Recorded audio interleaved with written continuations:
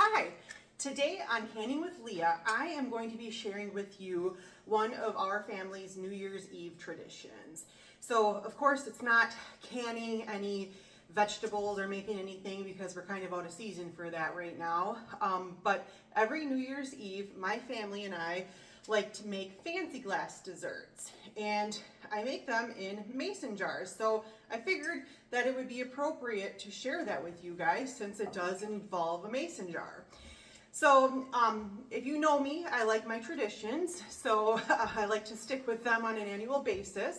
And this is always just something that we do every single New Year's Eve. Is that right, Lila? Yeah, and we also sometimes have them when it's not New Year's Eve, just for fun. Yes, and they are incredibly easy. They're about as easy as it gets for a dessert, but I just end up really liking the end result. So I have four mason jars here. I went with the wide mouth pints, and what I've done, because of course there's four of us in our family, to share them. So I've already made a packet of the strawberry jello. I used the quick set method on the package where you add ice cubes to it so that it sets a little bit quicker. And so I went ahead and just did one box of the strawberry jello, and I put them in the jars equally. So I just made sure to, prepare it, put it in the jars, split them up equally, put them in the fridge already, and they're already solid here. So that is the first layer of our fancy glass desserts. So basically the fancy glass dessert is just a layer of jello and then a couple pudding layers and then whipped topping on the top in the end. So now we're gonna go ahead and make the vanilla pudding for that. So let me grab the milk here. I should have grabbed that already. Yeah. Mom brought the milk. I did. All right, so we've got the vanilla pudding packet already out, and I basically follow the package instructions, which is 2 cups of cold milk. So I don't know, I will just show you my process. I'm sure this is how everyone makes their pudding at home. So we'll go ahead and put 2 cups of cold milk in there, and then we'll go ahead and prepare that vanilla pudding. So 2 cups are in there. And then we'll go ahead and pour it in. You can pour it in, perfect. Got my little assistant here. So, exciting stuff, making pudding. And we'll go ahead and just whisk that in. Changing the milk from like white to yellow. It is, yeah. This is layer number 2. Yeah, and the chocolate milk is going to be even more of a difference for the milk color for changing it, because this one just changes it to make it look like sour milk, like the milk has expired. But then with the chocolate pudding, it will just look like chocolate milk. Yes. Yeah, which that's a difference.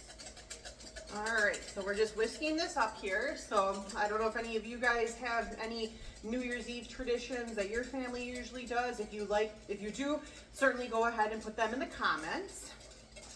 So, but this just happens to be ours. Today we are making a fancy meal. Usually we like to do that. I'm actually smoking a leg of lamb, and then we're going to do some roasted red potatoes, a vegetable, and then we have some side salads as well.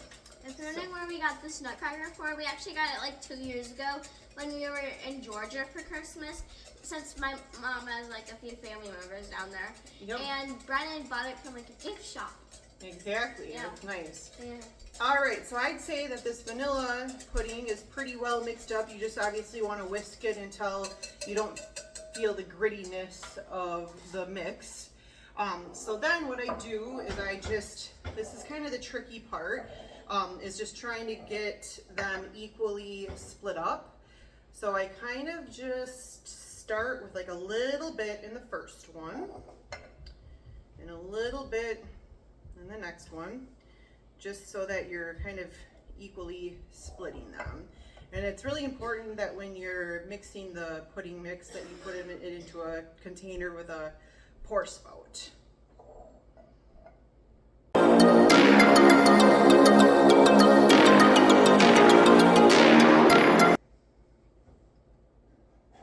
Alrighty, so now I have that vanilla pudding pudding all equally split amongst the 3 jars. It looks pretty equal to me.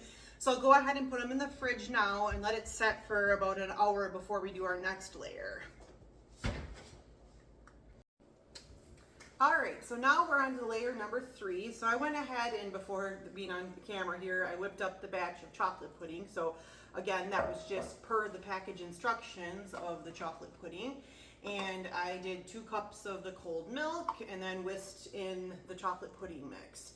I find for some reason the chocolate pudding is always a bit thicker than the vanilla pudding. The vanilla pudding always just pours in really nicely. Whereas the chocolate pudding gets kind of thick. So I went ahead and put it in there. So now I'm just going with my spoon and just kind of leveling it out because we want it to, Smoothing it out? yeah, kind of smoothing out the top because we want it to look nice for our final layer. So I do have it kind of just spread out or smoothed out in here. So now you can see that all of our layers are coming together nicely. Our last layer is just going to be whipped topping. So we're going to throw this back in the refrigerator for another hour and we'll be back shortly with the next layer. Okay. All right, so now I have my family gathered around me here and we're ready to go ahead and enjoy the fancy glass dessert. So it's time for the final layer of the fancy glass desserts, which is whipped topping. So I find that the whipped topping in the can works a little bit better because you're going to be topping each of the desserts with it. And your kids won't get angry for you buying it in the tub. Exactly. So we'll go ahead and just put a nice generous amount of whipped topping on each one of the fancy glass desserts. There we go. All right, now everyone go ahead and grab your dessert. Happy New Year! Isn't it Happy New Year. beautiful? Yeah. Happy New Year! Yes, Happy New Year from the Wilson family. Enjoy. So good. Yeah, I love them.